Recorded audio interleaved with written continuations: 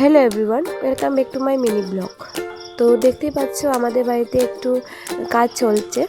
তো ছোট্ট করে একটু ডেকোরেশন করা হলো একটি অনুষ্ঠানের জন্য। তো তারই জন্য একটু আয়োজন করা হচ্ছে। তারপরে তো রান্না করার জন্য কিছু সবজি কাটা হলো। তারপরে মাসি তারা আসলো, মাসি তারা এসে রান্নার আয়োজন করা হলো। তারপরে হঠাৎ দেখি দিনটা কীরকম জানি মেঘলা করে রয়েছে, মনে হচ্ছে যেন বৃষ্টি চলে আসবে।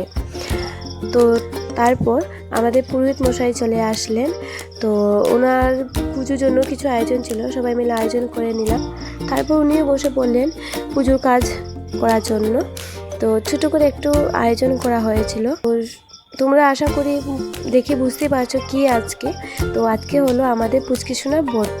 1 মাস হয়ে গেছে, তারপরে তো ব্রত করতে হয়, সেই ব্রতই আয়োজন করা হচ্ছে। বাইরে কি জানি একটা করা হচ্ছিল, আমি ঠিক জানি না। তারপরে তো সবাই খাওয়া দাওয়ার জন্য একটু ছোট্ট করে আয়োজন করা হলো। সবাই আস্তে আস্তে আসলো, এসে খানিদানি হলো।